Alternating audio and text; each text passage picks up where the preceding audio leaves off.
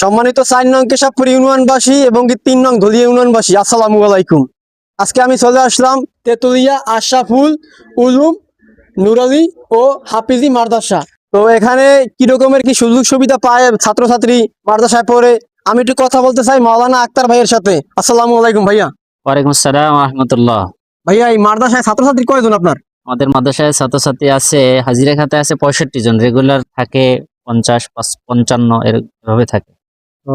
তো কি রকমের কি সুযোগ সুবিধা ছাত্রছাত্রীদের? আমাদের মাদ্রাসায় সরকারি ভাবে কোনো অনুদান নাই, আমরা নিজেরাই ব্যক্তিগতভাবে 2018 সাল থেকে এই পর্যন্ত চালাইয়া আসতেছি আল্লাহ তাআলার অশেষ রহমতে। আপনাদের দোয়ায় অনেক উন্নত ভাবে চলতেছে পড়ালেখা। তো মাদ্রাসায় আপনি বলছেন যে 65 জন, এখানে তো আমি দেখতেছি মাদ্রাসায় ছাত্রছাত্রী অনেক কম হবে এখন দেখি। এই মাদ্রাসায় ছাত্রছাত্রী অনেক কম, আজকে অনেক ক্লাসে কম আসছে।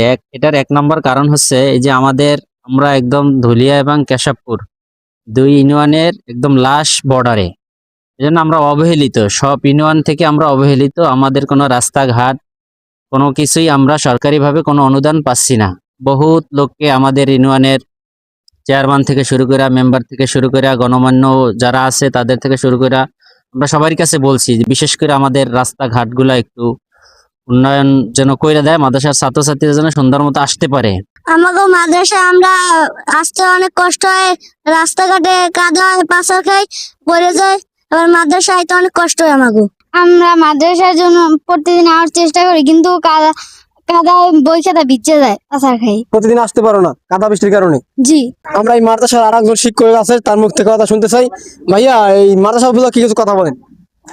মাদ্রাসার উপলক্ষে আসলে কি বলবো আর, আসলে এই মাদ্রাসায় আসলে 60-65 জনের মতো ছাত্রছাত্রী আছে, কিন্তু এই যে রাস্তাঘাট নাই, এর জন্য আর কি ওদের আসতে অনেক কষ্ট হয়। ঠিক আছে, যে কোনো এই যে ভালো কোনো রাস্তা আছে বা ভালো কোনো একটা ঘাট লাগে এই মাদ্রাসায়, একটা লাইব্রেরি লাগে এই মাদ্রাসায়, লাইব্রেরির প্রয়োজন।